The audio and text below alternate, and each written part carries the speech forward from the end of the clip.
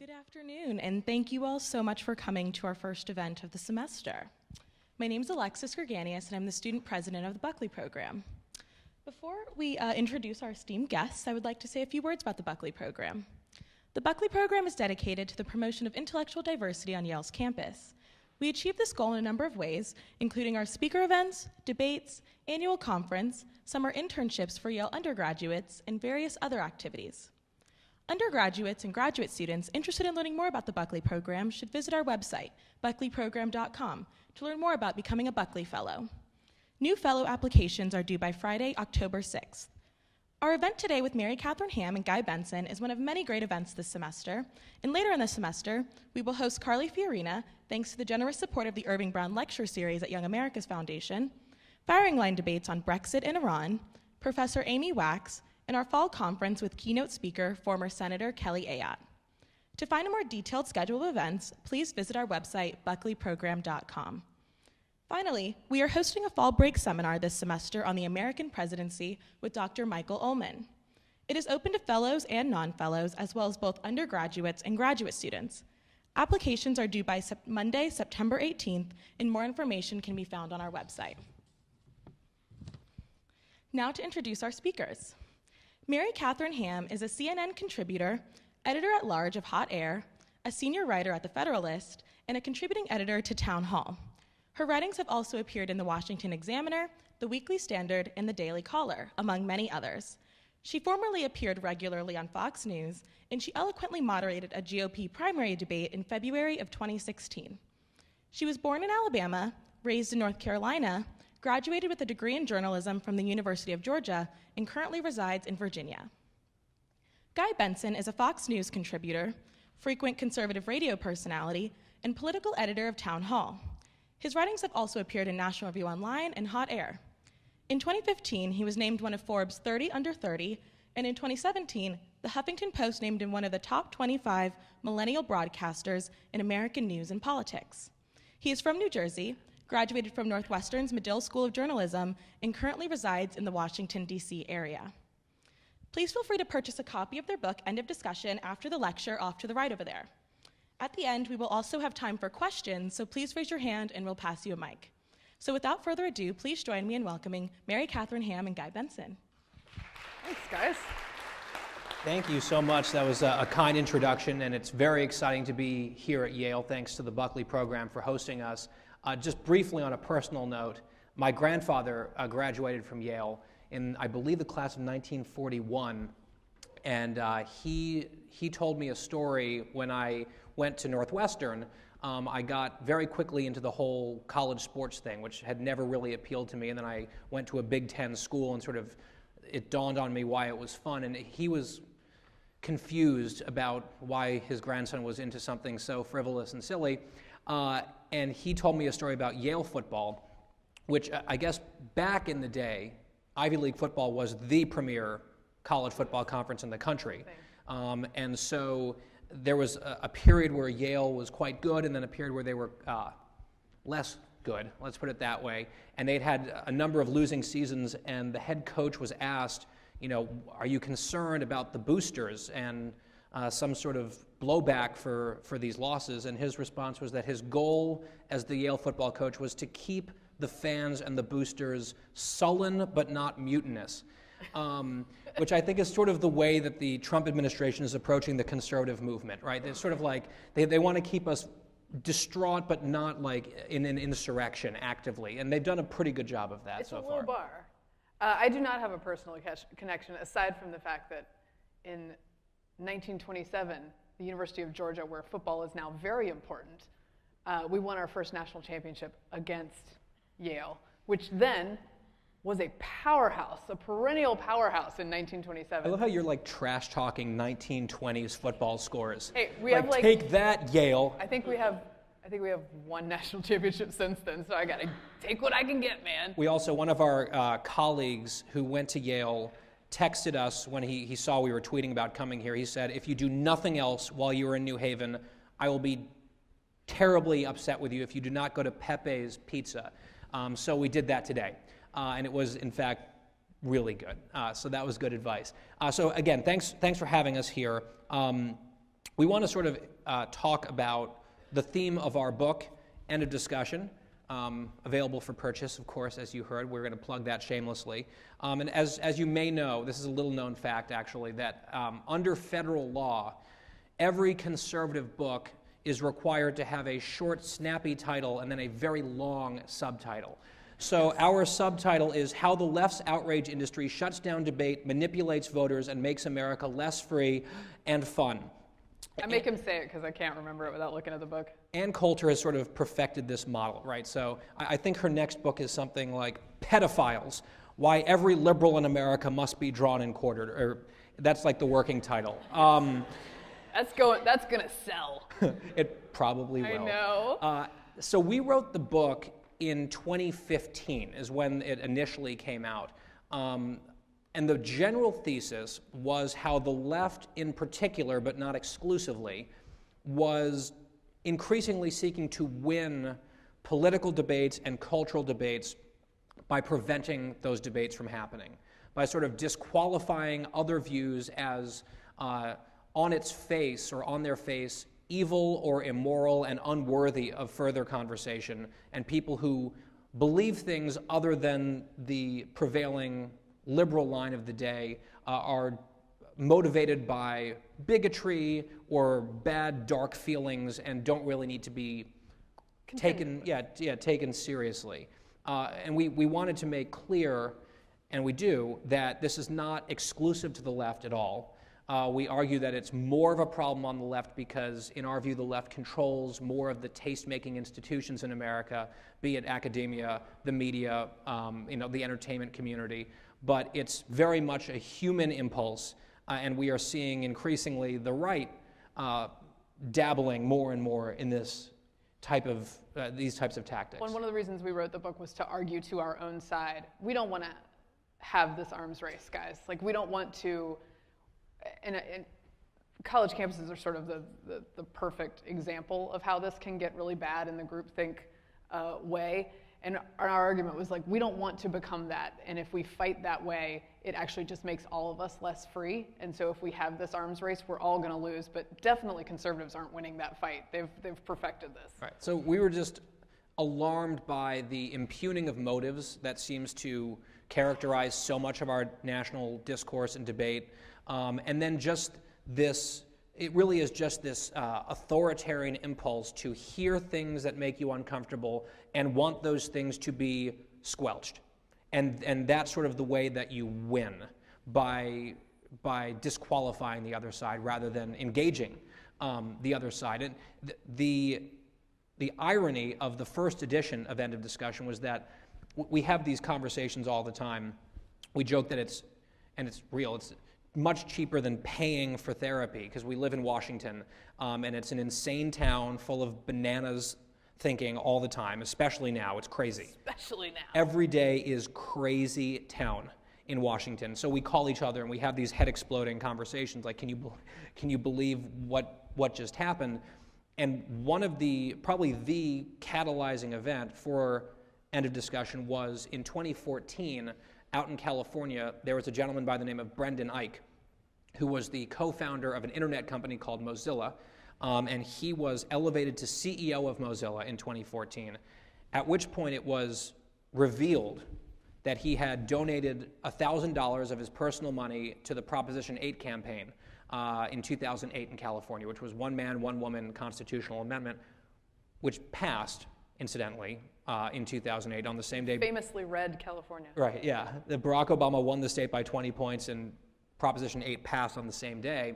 Years later, this was seen as a disqualifying event for leading Mozilla, and long story short, he was hounded out of this company that he had co-founded for believing something that's a mainstream political view and having donated to that cause. One important thing about this incident that I found really disturbing was that there was no allegation of any misdeed or any discrimination.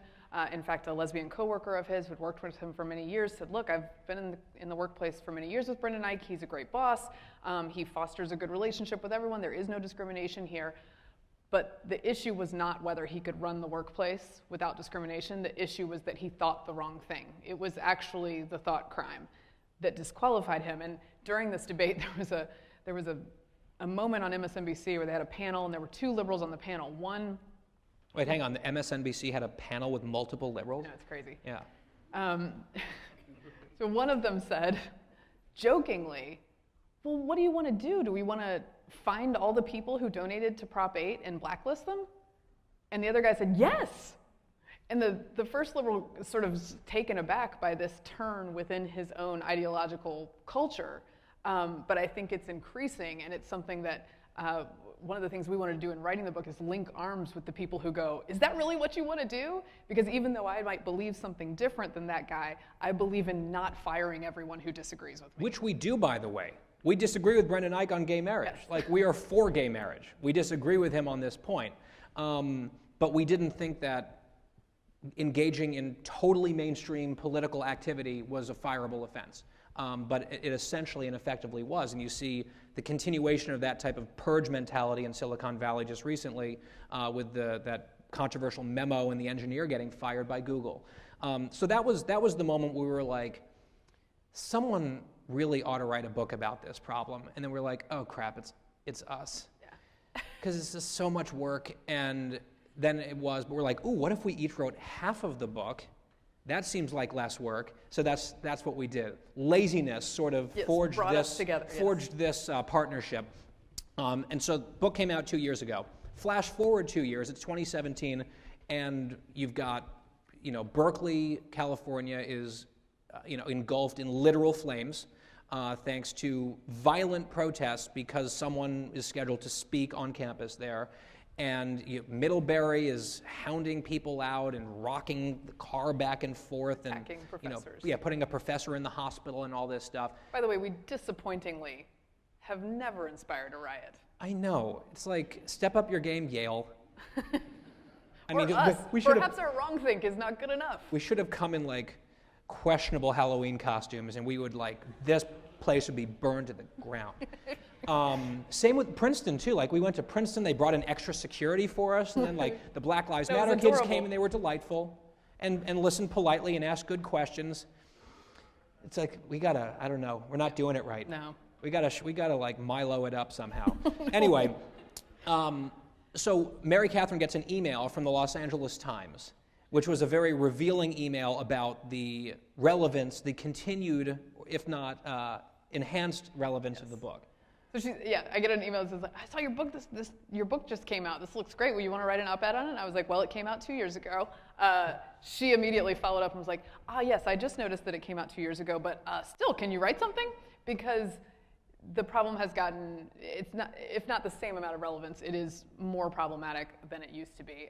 And I think particularly in a Trump presidency, you have the expertise of whipping up an outrage on both sides has become so pronounced by Trump himself, by left-leaning activists who are against him, and the two swirling eddies of outrage with the normal people stuck in the middle drowning is just sort of the cycle that we are stuck in.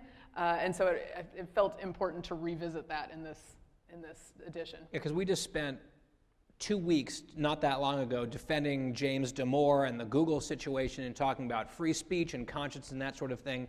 And then 2 days ago, an ESPN SportsCenter anchor, an African-American woman, tweets that Donald Trump's a white supremacist who surrounds himself with white supremacists. And we're like, okay, disagree, sort of an offensive thing, but let's all keep our heads. And then today, an hour ago, the White House called for her to be fired, the White House. We're like, oh, God. Everything is so stupid. So we decided to add a new chapter to our book, sort of reflecting the rise of Trump and now the era of Trump, where the book initially came out literally 1 week to the day before Trump came down the escalator and gave that stem one. I don't even know what to call that introduction speech. We were watching him come down the escalator so what do you think this is going to be about? Is this real? My favorite part is when his own AV team. Sweet summer children we were. Yeah, we're like, this won't last. Now he's president of the United States in real life. That's a real thing. His own AV team, about 10 minutes into his speech, thought he was done and brought the music up, and then he was just like, no. and they like turned it off quickly, and he like went on for another half an hour with no script. He had like it was a wild thing to watch, but you got this sense that the detachment of the media class reaction, which was like horrified amusement, versus a lot of Americans, there was a massive gulf in between these groups of people.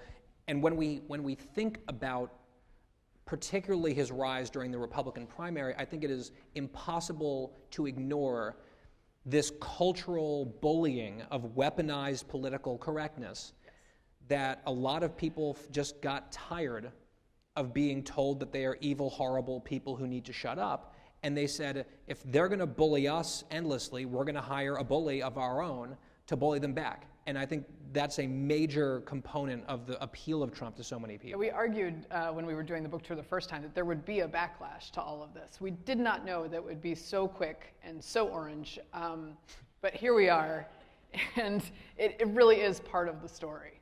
Yeah, and one of the insights that sort of come to us over the course of discussing this is one of the lessons we think to the left is there's a very important difference between convincing people to shut up and convincing people. And so they were pretty good at this and apparently not quite as good at this. So when we speak particularly to older conservative audiences, there's a lot of questions about college campuses, and we've seen what happened here, we've seen what happened at Mizzou, Middlebury, Berkeley, there's sort of like a whole roster of these things. And we talk about kind of how the genesis of the silencing culture really has been, or at least the epicenter has been college campuses. And we go through sort of this lexicon of silencing and try to explain some of these terms that would probably be fairly familiar to you guys, especially students here, but maybe less familiar to an older, confused conservative audience, like what is a microaggression? So we try to, and we explain in the book, so a microaggression is basically anything that offends anyone for any reason. And it's this pseudoscientific term that basically says don't say anything that could aggress someone. And we quote in the book, there is a professor, an Ivy League professor, who has devoted his life to the study of microaggressions. And as you might imagine, he is a riot at parties, and he writes in his work that sometimes microaggressions are so subtle that neither party fully understands what just happened. So be on the lookout for that. And we make the point, like, we are not being against political correctness and ridiculing microaggressions is not the same thing as being pro-rudeness. Yeah, this is something both of us dealt with the rise of Trump, because everybody's like, haha, see, you guys are anti-political correctness, don't you love this? And I'm like, actually, I am also pro-decency, and I really like being nice to people and accepting their arguments at face value and assuming they mean the best. So no, I'm not super on board with that. So we argue that many of these things have a seed of like real human decency in them, but if they grow to the point where they're used to silence anyone who disagrees with you, they're actually not healthy anymore. Yeah, and like the seed of truth behind microaggressions is, I believe someone wrote once somewhere, do unto others as they would have them do unto you. That's the type of message that could probably sell a lot of books. Yeah. It's the Bible. Yeah. Yeah. So yeah. Spoiler alert. Spoiler. It's the Bible. That's and the other one that we talk about, or another one we talk about, is triggering, where people are concerned about being. You guys know this. Being triggered by something, like a Halloween costume email. I'm just going to get back to that. And Mary Katharine, like we talk about, like the real triggering, the authentic triggering is PTSD and people who have been to war and people who have been raped. That is a real thing. But when you over-apply a term like triggering to anything and everything, then you get stories like the incident out of your home state. So yeah, I'm from North Carolina at UNC, and this is a phenomenon we saw while researching the book and just in general in the news cycle, that as public figures we watch what we say and watch what we do, and that's sort of the price of the gig. And we're going to get closer scrutiny for that reason. But we've accepted that as the price of doing business.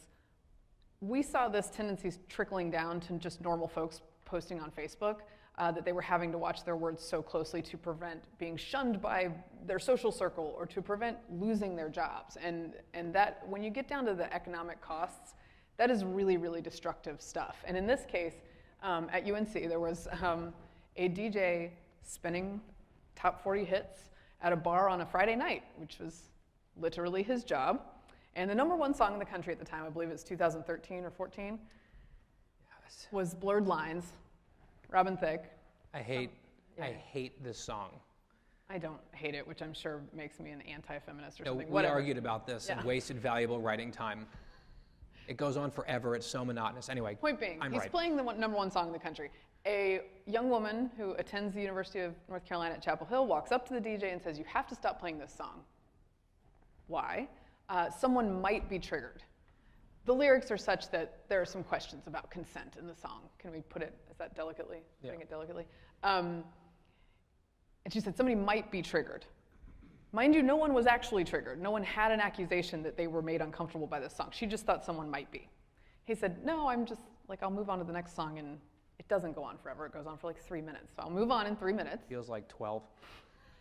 Sorry.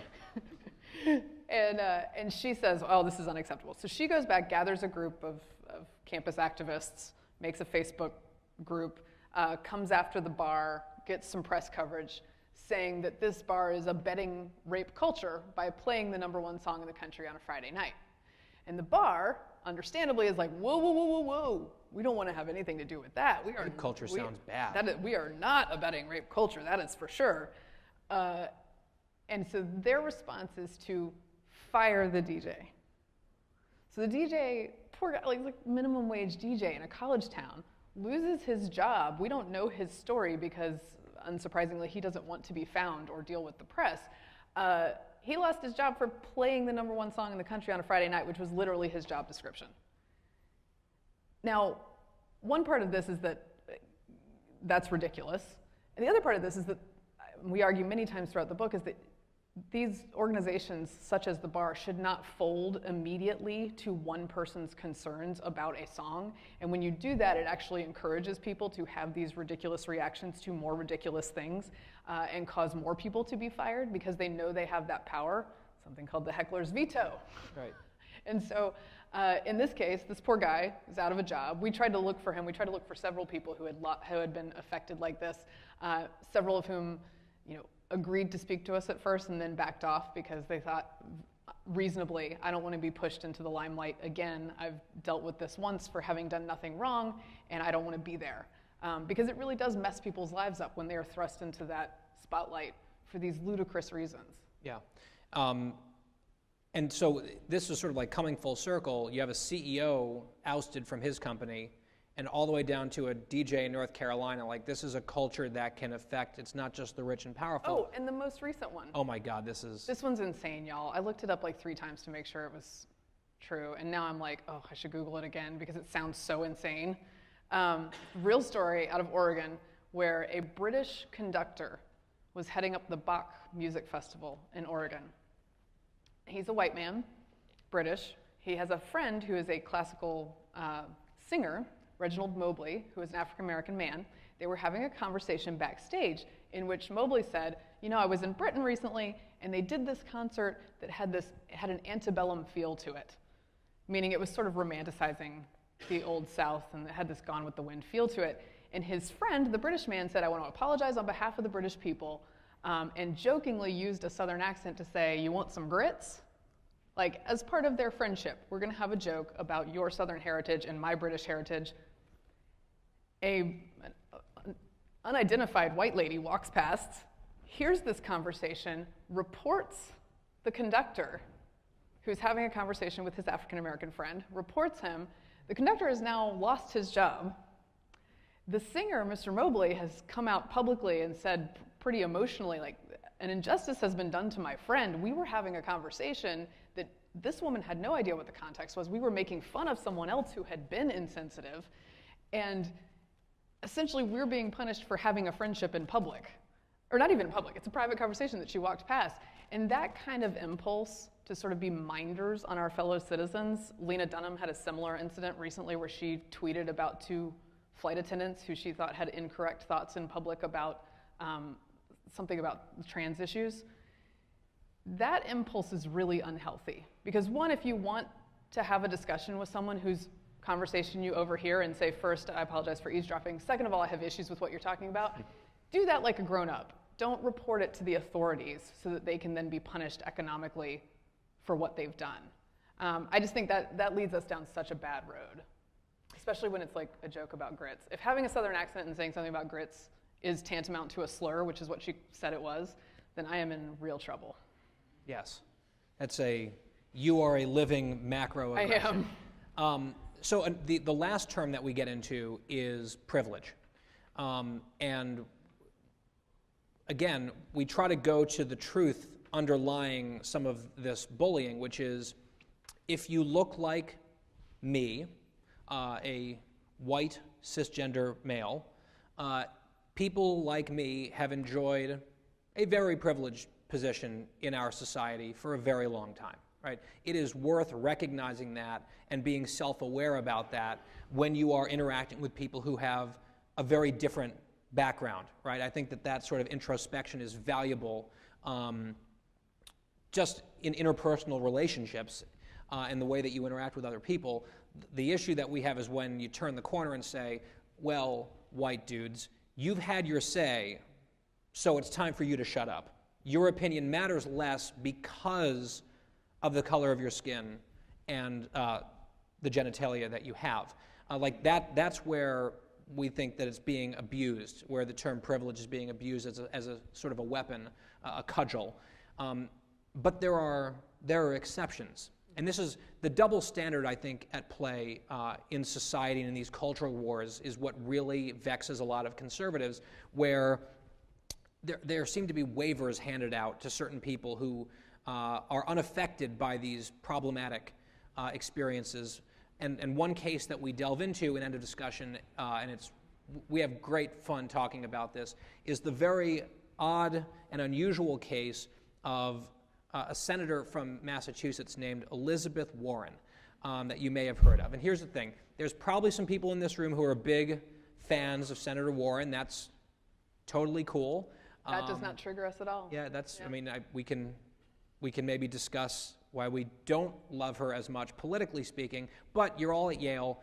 She was a Harvard professor, so that's you have permission to laugh at her. So we talk about her experience so she graduated from law school. She sort of went to a second or third tier law school, and she then was teaching at a law school that she thought was not quite up to her abilities, not up to snuff for where Liz Warren ought to be in her career. Did we stipulate that she's just a very white lady? Oh, it's very important to remember that Elizabeth Warren is a white woman. So she decided one day, she sort of looked in the mirror, she woke up, she's like, I've had enough of teaching here. I belong in the Ivy League. And so she decided that she was going to start checking a box on her employment forms that she is a Native American because of some family rumors. Her family's from Oklahoma, that she was had some Native American heritage. She decided it's time to be Native American, let's do this.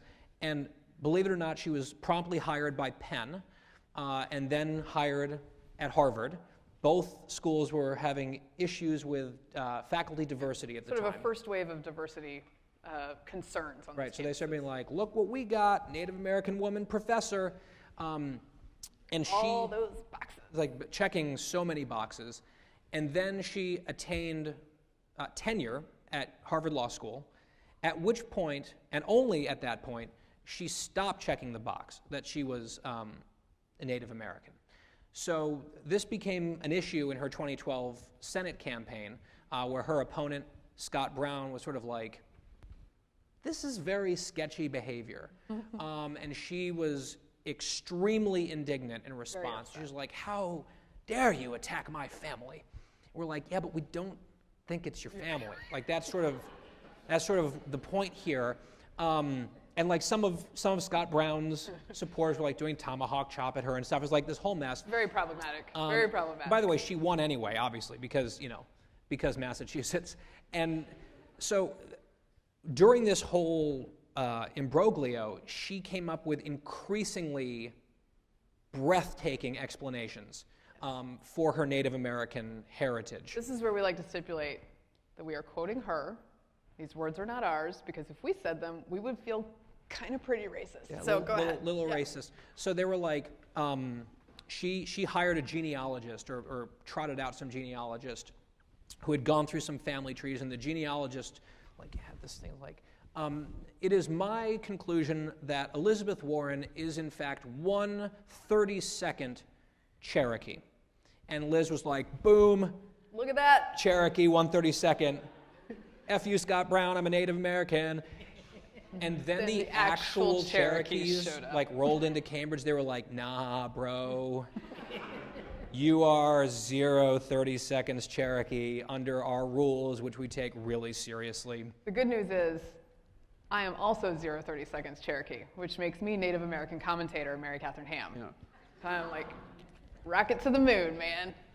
I mean, she's a brunette in cable news. I mean, that's sort of a minority. Diversity. So sort of Native American, whatever.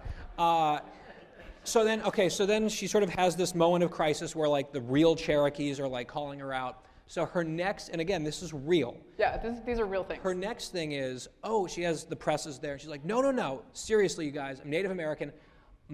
My pawpaw, my grandfather, quote, had high cheekbones like all the Indians do.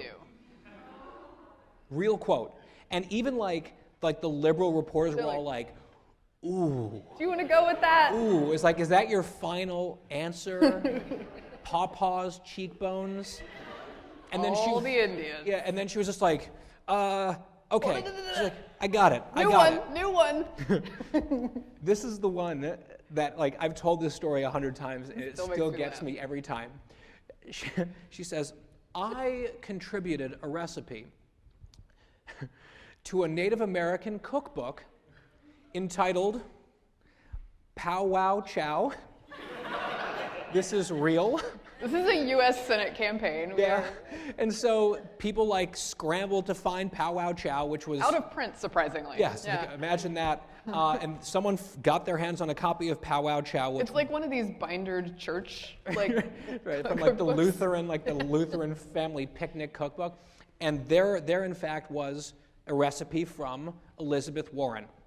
And then several, actually. One of someone Googled this recipe, and it quickly became apparent that it seemed to have been plagiarized from a New York Times published cookbook. And we were sort of like, okay, what might have tipped them off? This was an old family recipe with the crucial ingredient being fresh crab meat, which perhaps was not in plentiful supply in 18th century Oklahoma. And have you not heard of the ancient long-legged prairie crab?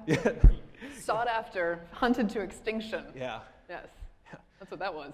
Thanks, Obama. Yeah. So we were sort of so she has this truly preposterous cascade of bullshit about her Native American heritage, which she used and exploited for her own personal, professional, and financial gain.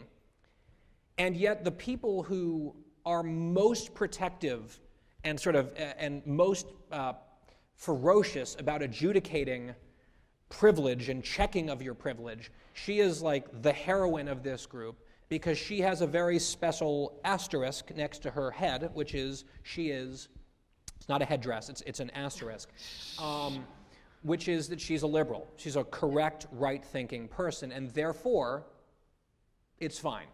You can abscond with someone else's privilege. It is checking your privileges over here, and what she did is on the other side of campus. You have absconded with someone's privilege that we have actually set aside for a very specific reason, because this group is genuinely historically oppressed in one of the worst ways. And you're like, yeah, I'm going to grab some of that, and I'm going to go to Harvard. That's what I'm going to do. And yet the rules do not apply to her. She is in the pantheon of wonderful liberals. And continues to tell you and me to check our privilege, and all of us to check our privilege. We're going to Harvard next month, and we cannot wait to talk about this. So a few more points here, and then I think we want to get to a couple questions. There have been people tend to ask us, like, is this getting better? Is this getting worse? Like, I don't think we wrote the book because we sensed that the trend was improving. We certainly didn't re-release the book with a new chapter because, there was... Everything's hunky-dory. Yeah, the ship was turning in the right direction. We don't think that's the case. We see this on the right increasingly, which is something that is genuinely very worrisome to us. And we get to some examples of this in the book. Like, we didn't want to just sort of write a whole table-pounding book about how the left is horrible, and like there's plenty of books that you can buy that make those types of arguments. We wanted to be fair and give examples where we personally have contributed to this problem, but also conservatives generally. And one example in the original edition of the book was there was a poll of conservatives with a majority of conservatives, self-identified, saying that public officials and politicians should not be allowed to criticize the police. Nope, that is incorrect. That is really wrong. Really creepy. And other examples that we give of sort of shutting down debate on the right was from the Bush era, where we were debating the war in Iraq, for example, and there was this really casual, really insidious conflation of being pro-troops and for the war. Like they just used these terms interchangeably to try to make it seem like if you had objections to the Iraq war, you were somehow, this was an affront to the troops. That's a terribly demagogic way to shut down a discussion in an unfair manner. And another example, sometimes this applies, but where criticisms of Israeli policy, for example, is sometimes just instantly dismissed as anti-Semitism, as opposed to maybe people have a problem with like the Netanyahu administration is something that they've done and they aren't hating Jews. Like, can we maybe start, like, you might in fact prove yourself to be anti-Semitic, but if the first thing is you're an anti-Semite for criticizing the Israeli government on anything, that's exactly the type of arguing that we are trying to fix or improve upon. And with Trump, I mean, there was this poll that came out 3 weeks ago or so, because Trump, as you may have heard him talking about the media occasionally. I don't think I have. Oh. Does he have a Twitter feed? And so everything that's bad, anything that reflects poorly on him is fake news. Very sad. Especially her network. CNN, very mean to me. Not good, bad people, disgusting human beings. And this is the way he talks routinely about the media. And like, whatever, media bashing is what it is. But then YouGov and The Economist asked the American people, should the courts be allowed to shut down media outlets that are biased? And a plurality of Republicans said yes, which is really scary. That's not good. Really scary. And a poll out yesterday showed that 37% of Americans broadly could not name a single element of the First Amendment. They're like, name anything in the First Amendment. And like almost 40% of people were like, anything, just pick one. Like, shrug emoji, like I got nothing. Guns, I don't know. So this is. Yeah, it's a problem, and we see glimmers of hope, and we see when there is backlash, for instance, to this Google firing. Harvard actually did a poll shortly after it, looking into how people felt about this sort of viewpoint discrimination, if you want to call it something, and it found that, well, among other things, that 1/3 of Americans that sometimes feel like they cannot discuss their true political views with family or with coworkers, which is like not a great trend. An overwhelming majority, 85%, say that American workers should be shielded from being fired over their political views. Now, many of these folks went further and said it should be illegal to fire people for various reasons, which I think is a sort of a fundamental misunderstanding of these freedoms as well. And that's something that concerns me, is even when the news is good, it betrays a misunderstanding of how... It betrays authoritarianism. Yes. It's like, I don't like that. There ought to be a law. Yes. That should be illegal. But at least the Harvard poll reflected really increasing and sort of growing angst and frustration with this whole culture of silencing and shutting down. We also point to Jonathan Haidt, who's a professor at NYU, who's done some great work. He's sort of a center-left guy who was deeply concerned by what's happening, particularly in the academy. He started this thing called Heterodox Academy, with professors from all over the country sort of joining into it to try to push back against this phenomenon. And the thesis of their letter, which got so much national coverage. This was at Middlebury. Yeah. Right. The thesis of a recent letter from a bunch of Ivy League professors that got together is, wait, get this, think for yourself. The idea that that is worthy of national coverage and that that is where we are is, first of all, I applaud them for doing it. I'm excited that they're doing it, and I'm excited that Ivy League professors are going out there and saying, look, there is this homogenous environment ideologically on campus, and it behooves you to think about that critically and to speak up when you disagree. That is something that students need to hear from professors, and it's something that needs to be fostered on campus, and in fact used to be the definition of college. The fact that we have to say that and prescribe it now, I think, is a problem, but I'm very glad it's happening. And that's the concern.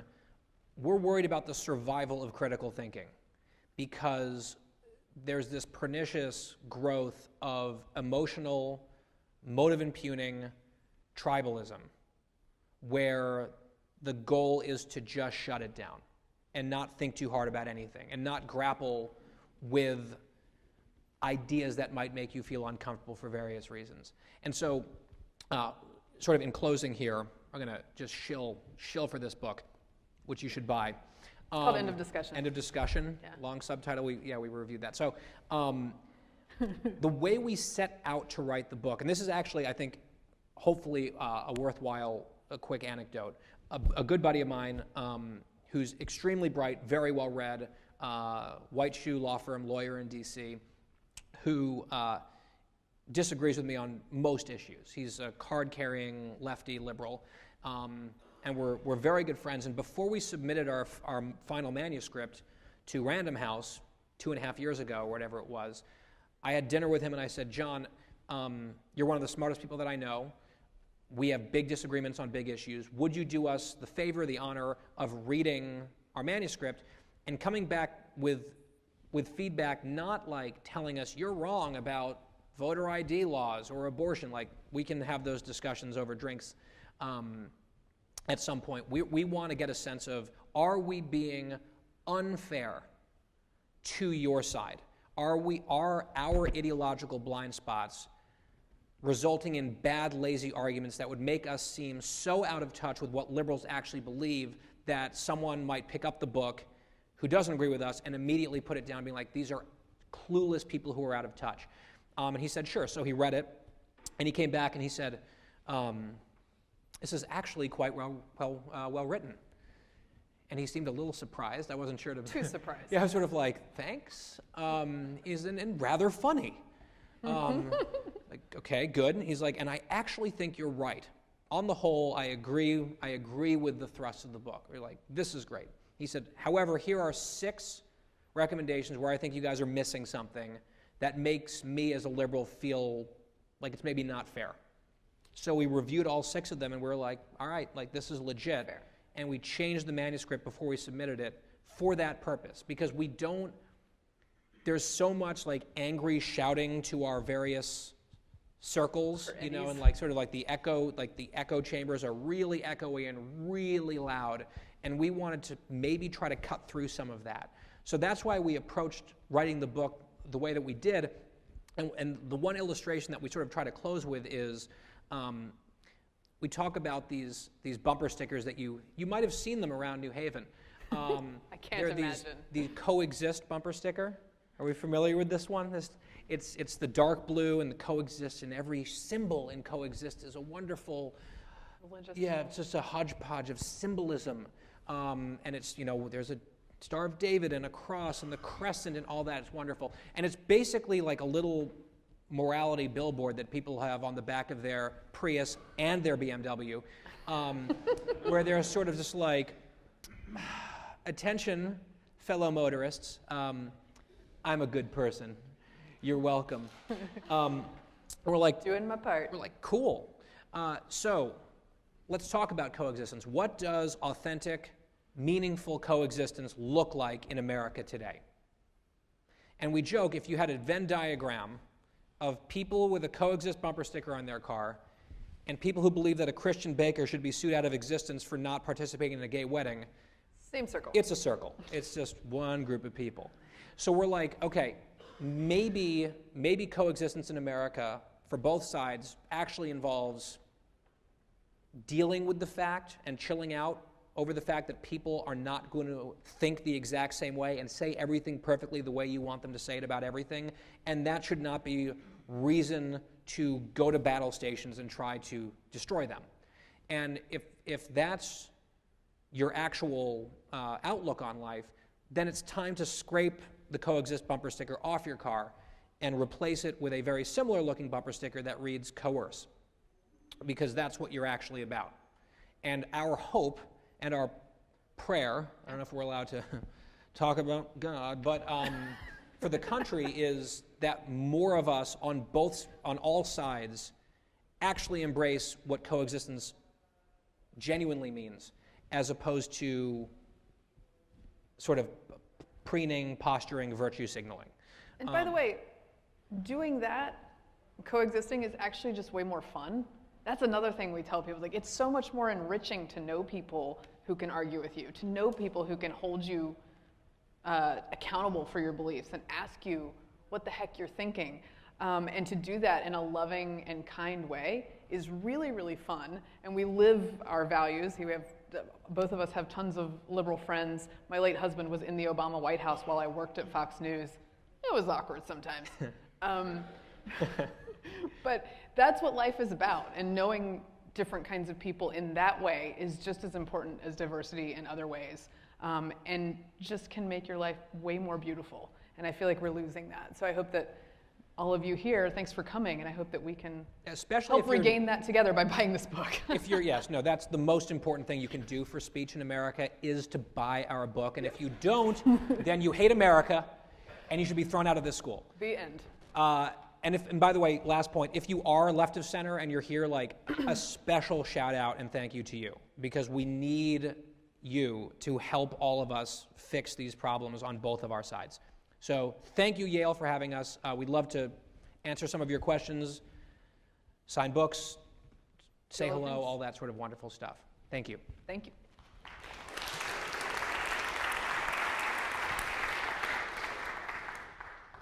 So there's a mic, and if you raise your hand, if you have any questions or thoughts, we have one right down here.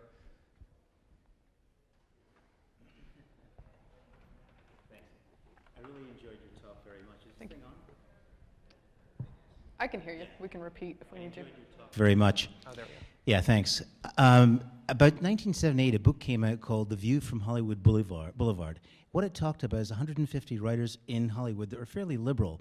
That gave the whole spin to American TV shows, the liberal twist. Right. Now what you have is constant conflict, no one willing to listen, and very few people willing to think. Now, if I buy that book, which I will buy, because I think it's on sale here tonight, is that right? We've heard that. Yeah, we've. So I'll do that. You have to think to read that book. So you're causing people to do something that I think most people really don't want to do. It's very easy for that American woman to snub the English guy before and thinks that she's so fantastically right. Yes. Right. She's saving the country. She's a hero, really. In fact, she's saving probably the world. I mean, she's full of shit. That's what she's full of. So how do you fix it if the media is contributing so much to what's happening? Well, one thing we argue is, like, this is very slow and hard work, but it's rewarding work, and I think it does actually have to happen often between individual people, which is why it's sad that it doesn't happen more often like that on college campuses, because I think it's a perfect place for that. But this is not easy stuff, because the endorphin rush of being right and slamming that person who's wrong and getting them fired is apparently like what we're all about. And the fun and the enrichment of life of actually having a real conversation with somebody is harder and can be uncomfortable. And one of the things, obviously, you're not going to get everybody to go along with this, but one of the things that I've found in the past couple of years that I've realized, I'm really super comfortable in disagreement with people. And that might be because I have a lot of practice at it. And so I think encouraging folks, especially in college, to get used to that idea That's something we used to learn just as a matter of course. And we are losing that every day, but I do think it's a discipline that requires some work. And not everyone is going to be comfortable doing that. But I do think we can encourage more people on a one-on-one basis to get more comfortable with it. The other thing is, so 2 points I would make. First is we wrote End of Discussion in sort of the voice that you heard here today. Like, it's not a super like preachy, blowhardy book, hopefully. And we try to incorporate a lot of humor. I don't know if have any of you guys read Tina Fey's book, Bossy Pants? I don't know. It's her autobiography. It is hilarious. I embarrassed myself reading it on an airplane, laughing, crying. I was laughing so hard, and people looking at me. And she has this wonderful thing where she uses footnotes, not as academic citations, but to make like little bitchy remarks. We're like, oh, we are stealing that, and we did.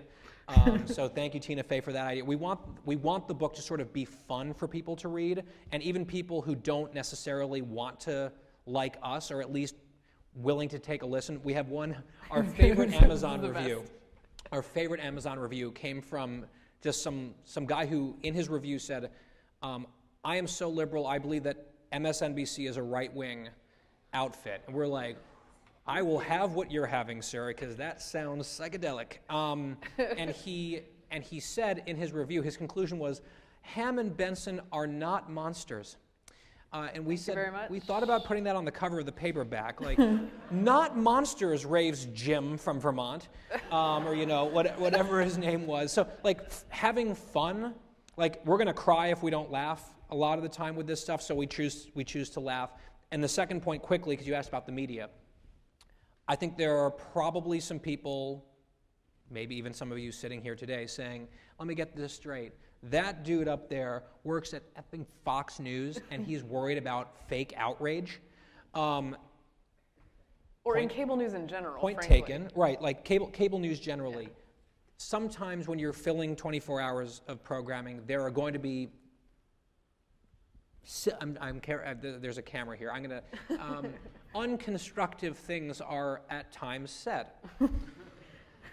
What we argue is like, yes, but we're going to like try to help make that a little bit better. Like, we're not going to be perfect. We're probably going to betray some of our own values from time to time that we write about in the book, but like, we're at least there to try to improve just a little bit incrementally. And like, that's what it's going to take, is each of us doing our part. For 8 years, my job was just to tell Bill O'Reilly to chill out. So I feel like I did my part a little bit. Like, every week I'm like, yes, Bill, this isn't as big a deal as you're saying it is. You should chill out. He's like, Ham, what's this internet? That was pretty much his question every week. This internet. It's making me very angry. Anyway, we'll talk.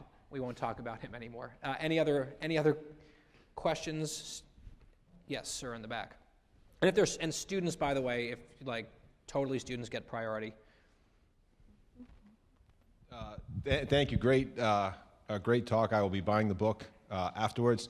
I was at a very small political fundraiser for a Republican gubernatorial candidate here in Connecticut last night in Westbrook, and his campaign manager, gopher, driver, it was a 2015 graduate of Trinity College in Hartford, where I graduated from in 2001.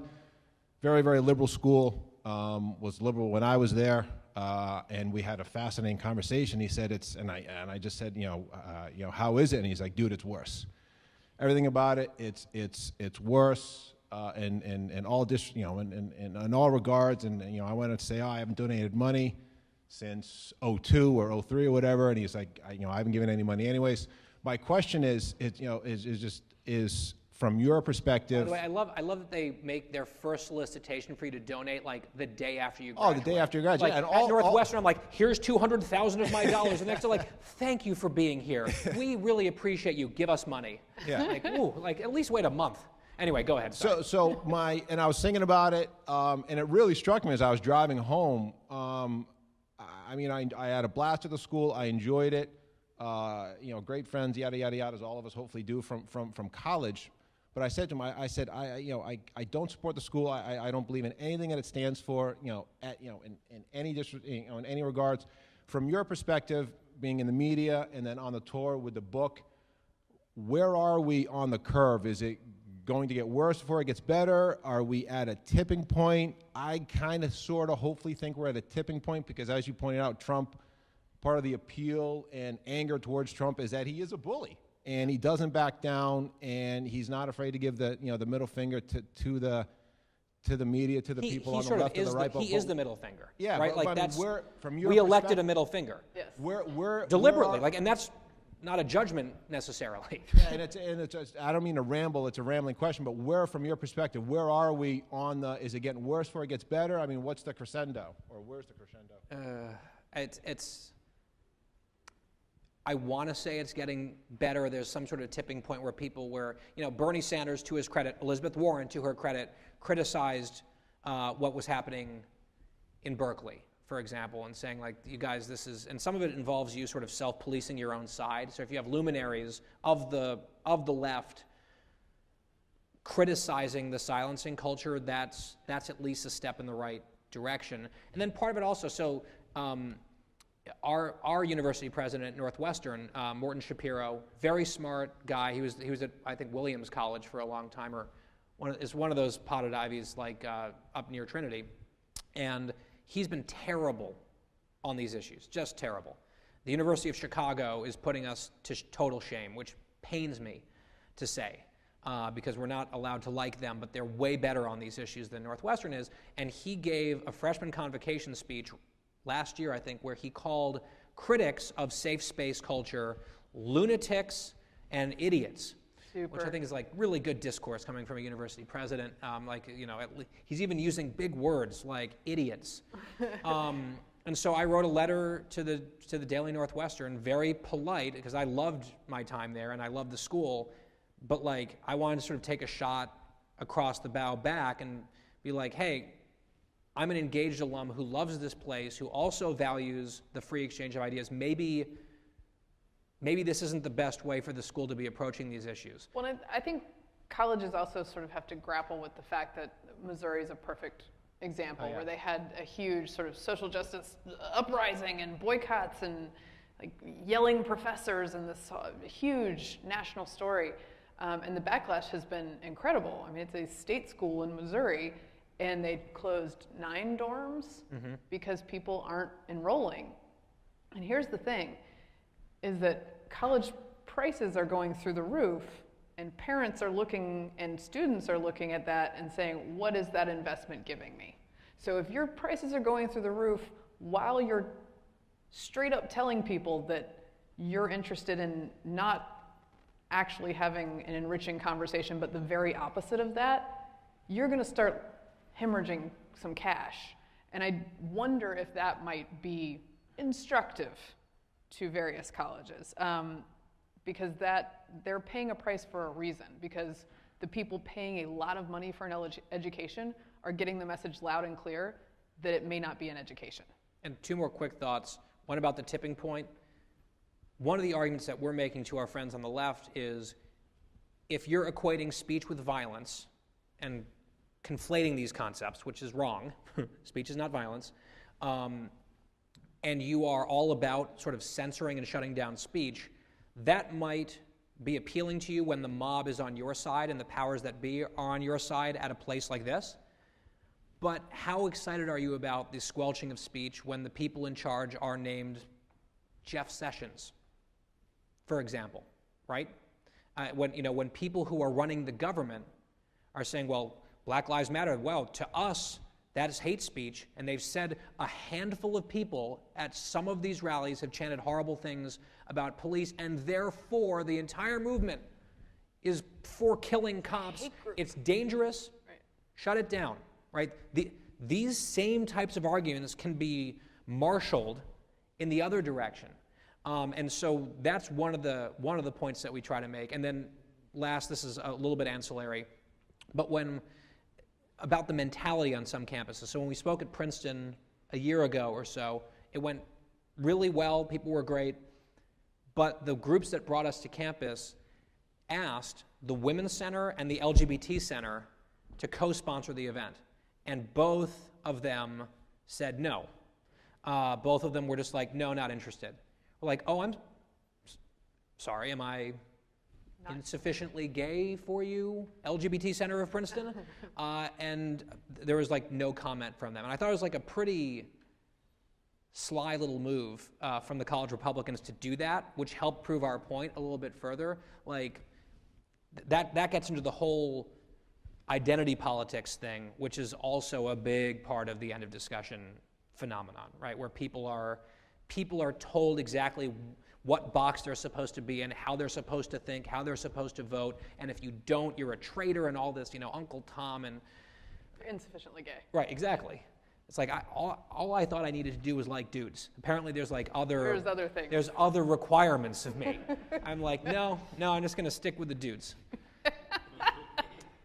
Any more questions? Yeah, we got a couple in the back. Excellent. And we'll get to you guys too.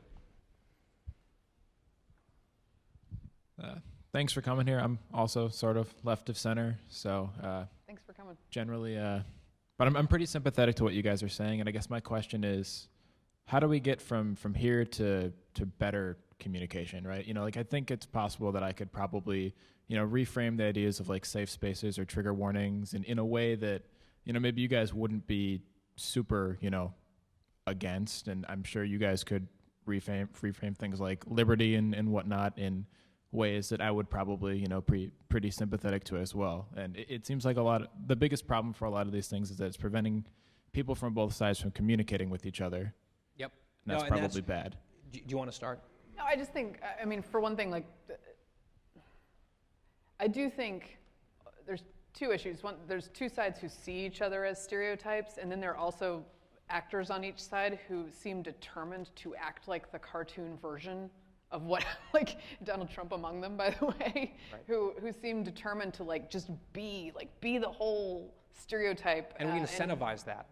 Yes. Like the reason that this room is not like an overflow crowd is that we do not go out of our way to provoke and insult people as often as possible right. in order to get people to come and be angry at us. So that's part of the incentive structure in our industry that is like really bad. So I think, but one of the things like just you and I talking or just you and Guy talking diffuses that because you realize the person sitting across from you is not a cartoon. And not a monster. They're not a monster. But that takes time and work and it takes one-on-one discussion. And I think what concerns me about things like safe spaces, for instance, which I think like, as we said, there's a kernel of like need and truth in each of these ideas.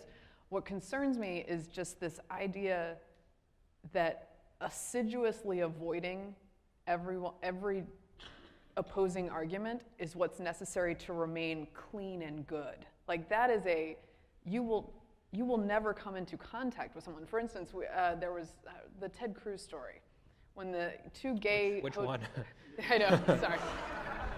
So many. There were two gay hoteliers who met with Ted Cruz at one point several years ago. Yeah, they had dinner with him. They had dinner with him. Talk about foreign policy. Yeah, they agreed with him on foreign policy. They disagreed with him about a bunch of other stuff. And for that sin, they were boycotted. One of them was thrown out of a gay bar somewhere, like hounded out, chased out the door. Yeah, they hired an airplane to fly a banner over his house. His vacation, yeah. And what is wrong with you?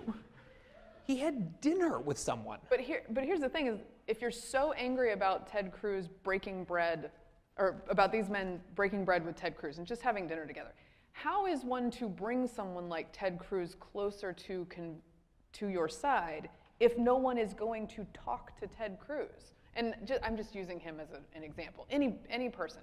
So that demand that we avoid each other has to be fought back against, and we have to sort of steel ourselves for the idea that we could actually sit across from each other and have that conversation. But it is an art we are losing and a skill we're losing and something that people are told is toxic in and of itself. And so I think just communicating that having that conversation is edifying and good is part of the battle. And the two pieces of concrete advice that we've given on your exact question, the self-serving one that we give is if you're a conservative student at a liberal institution and you have friends who just don't want to really engage, we say, why don't you buy our book and then challenge your liberal friends to have a book that they want you to read and do a book swap. and then talk about the books. And then if you don't want to spend the money on the book, which is a mistake, but whatever, sit down and have a conversation with someone where you lay out the ground rules ahead of time. We're going to try for 15 to 20 minutes.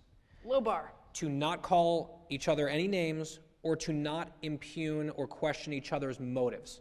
Let's just have a conversation intellectually, your open-mindedness. Let's try to tease out why it is that you believe what you believe and why I believe what I believe, with the goal not necessarily being to convert the other person to your side, but just to figure it out. And that's one thing that's like pet peeve of mine, that people tend to come to these conversations very transactionally.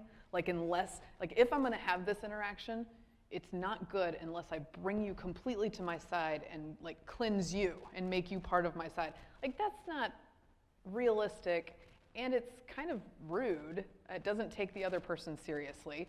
And so having really low expectations for how much you're going to get out of that interaction as far as like conversion, all I'm looking for is just to make somebody say, oh, I had never thought about it like that before. Right. That's it. I don't need you to come to my side. I just want to have that moment, and that's the part I'm looking for. 20 minutes, no names, no motives. And I'm like, when I was an undergrad, I was, this is going to be a shock, very nerdy. And I lived in a politically themed dorm, which was really cool. Bless his we were the coolest. Like, we wouldn't fill up the dorm, so they would stick athletes who had forgotten to fill out their paperwork in our dorm, and they were just like, who are you alien people? And we would have these long, messy debates late into the night about issues. And I came into Northwestern as sort of a dogmatic conservative, where I memorized the conservative position basically on everything. And by having these conversations with people, which I'm sure were problematic in all sorts of ways, if it was recorded and put on television, God knows what would happen to me.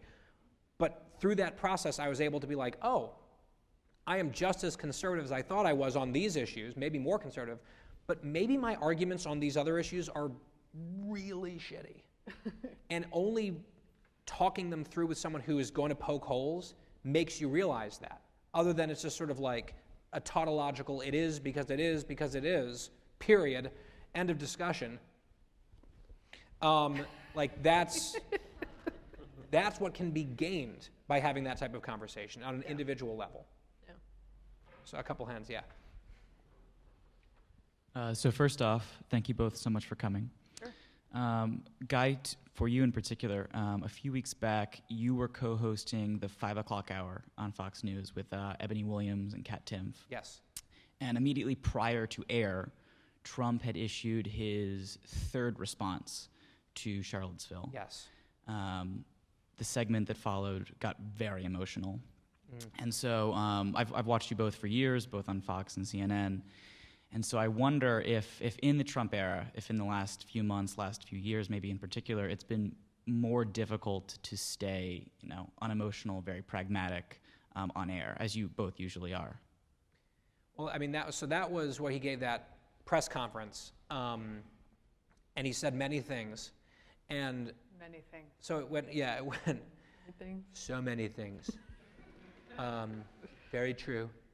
My favorite Trump thing is when he's clearly reading a speech for the first time. This is not unique to my insight, but he's reading a speech on a teleprompter for the very first time, and he's hearing himself hear the words, and he's like giving side remarks. That's a great point. That's so true. Very important. So in that moment, so the President of the United States went on TV, said a number of things that he got dumped on that I thought was unfair. And actually in this segment, I'm like, here's what he's getting ripped for. And it's unfair that he's getting ripped. He didn't say it perfectly, but he had good points. But then he also said that the people at the Tiki Torch white nationalist supremacist rally, there were some very fine people there. And there weren't, right? If you're at a white nationalist Tiki Torch rally chanting "Jews will not replace us," you're not a very fine person. And so it should be common sense, or at least as the way I approach my job is to be like, hey, everyone, I'm a conservative, but I'm not, unthinking, and I'm going to try to call each Trump thing as I see it, which involves taking in this waterfall of information from what the president says and like try to figure out like, okay, what is fair, what is worth defending, and what has to be either not defended or actively opposed. And you just get like hammered for it on social media because of the tribalism. Like the left wants me to be hair on fire, opposed to Trump, resisting every day, everything, which I'm not. And the Trump people are like, if you are even remotely critical of him in any way, you're like a rhino, which is a term that means nothing, like rhino, cuck, Pelosi, loving, whatever, elitist. Whatever. You just sort of have to. Yeah, but it does. Let it go off your back. I think it's weirdly freeing, this era, and I think there's like, I like to look for silver linings. I'm a positive person. There's something to the idea that the jerseys have been sort of mixed up. Yeah. Like no one knows which team they're on anymore. Guy and I used to know exactly which team we were on, and now it's all mixed up, and the fans of the networks we watch are confused, like especially CNN. My hate mail is so diverse now, it's beautiful. They're like, that Fox whore, that conservative, whatever, oh, that Trump hater. It's like they're so confused by me. But just like trying to be a straight shooter and an honest broker is something that is important to me and I think is valuable in this moment. And I don't have to be married to any particular position or any particular, I'm just trying to do the best I can. Often better prepared and have read my notes before I go on stage, unlike Trump. So that's nice.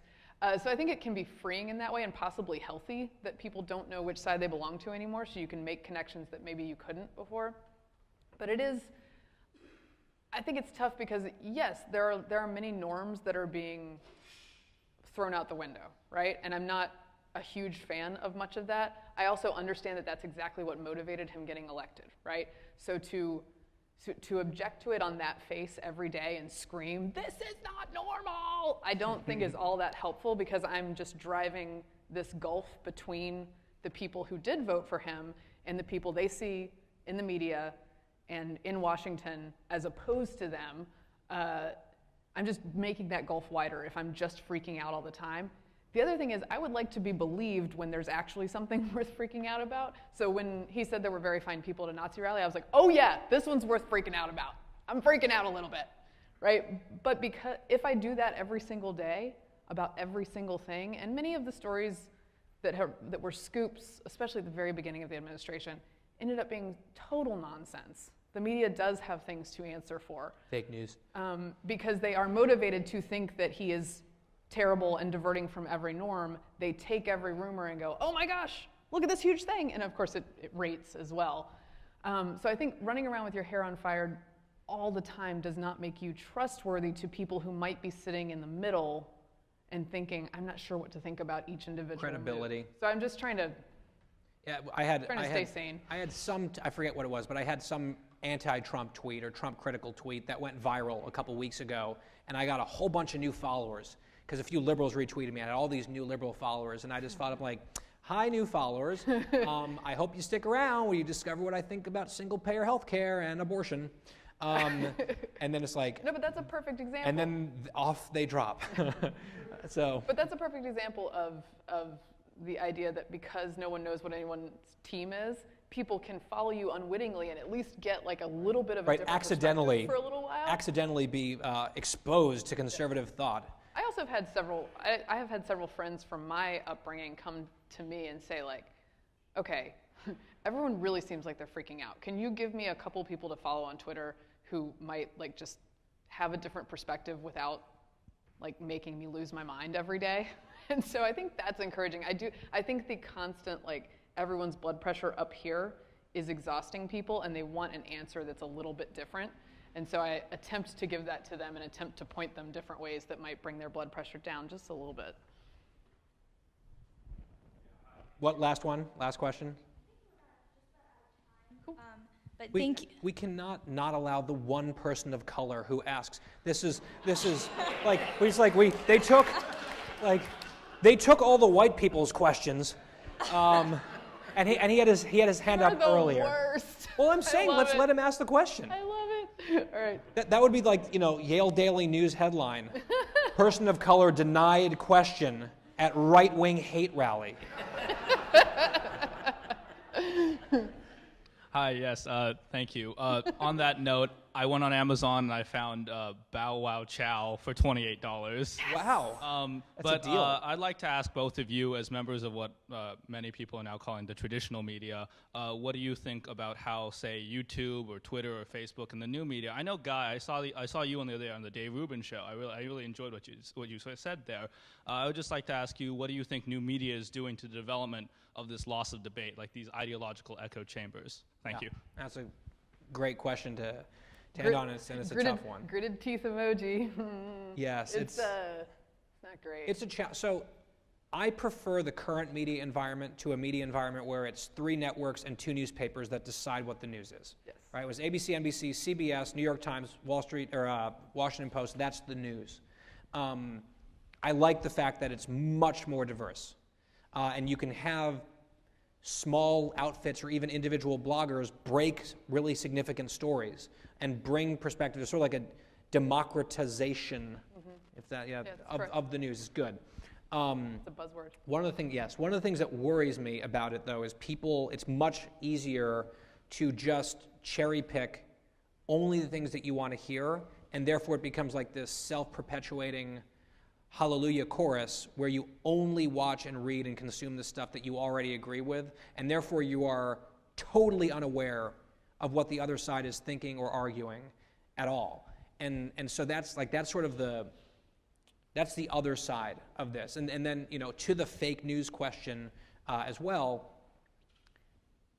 all of the things that I said are firmly in place. I'm glad that we have the current media environment as opposed to what it was. I do still think it is really important that I'm a believer in absolute truth. I believe that the truth exists. Sometimes it's much more obvious and sometimes it's more shades of gray or whatever, but there are facts and then there are incorrect lies. And having journalists who actually do the work of separating that in an honest way is really, really important to have. The problem is when the media is constantly messing up, they lose their own credibility, and therefore people will say, there can be an awesome reporter at Fox like Katharine or something who will report something very important, and a bunch of people say, she works at Fox News, so I don't have to pay attention, it's Fox. And then Jake Tapper, who I think is excellent at CNN, can say that's fake news CNN. And the way that I try to navigate it is to identify individual reporters who I think are credible and at least try to be fair and follow them and not totally discount their entire news organization. Sort of go person by person as opposed to news organization by news organization. Because there's a big difference between, and this is not any value judgments here, but there's a big difference between Bret Baier and Sean Hannity. Right? And if you, Sean is on his sleeve, loves Trump, opinion programming, really loves Trump. Bret Baier is on the same network within a few hours of Sean Hannity, but his show is night and day different. And so people will then just say they're both Fox, so it's the same, but I don't think that's true. Yeah. 2 thoughts and then I'll close it out. I think, again, it is tough work. It requires a new media environment, which I used to be very sanguine about and very laissez-faire and have gotten less so in the past couple of years about the damage that it's doing. It takes work on your part to be an active consumer and to know what you're taking in and to try hard to get things from different sides, frankly, and to open up your bubble a little bit. But it is worth it. And with practice, I think it gets better and easier. And also, in the wake of the Charlottesville incident, I was just even though it's almost my job to be on Twitter, it was so unhealthy there and so mean and so divisive. Just everyone's motives must be bad and everyone must be racist, or it was just ridiculous. And everything was political. I just stepped away. I'm not gonna consume the news this way for this week. And I took a break and then I wrote about it afterwards because it felt much healthier. And I had much more edifying conversations with people in real life who were real friends, with whom I had grown up, who had real concerns about these elements of our society that are real, and I could have a conversation with them about other types of political violence, and like it was a real exchange. And I do think to this day that rules. That is the thing that works. That's the thing that makes people connect. And there are real friendships on Facebook, and there are real interactions on Twitter. But in that moment when things were very high stress, the place for having those meaningful conversations for me was not on Twitter. And I went elsewhere to find them. And it was much more rewarding than being on Twitter that week. And I appreciate those moments, and I appreciate you guys allowing us to have a little bit of that moment with you. So we can close it out there. Yeah. Thank you so Awesome. much, guys, Thank you, for letting guys. us take up all your time. Really appreciate it.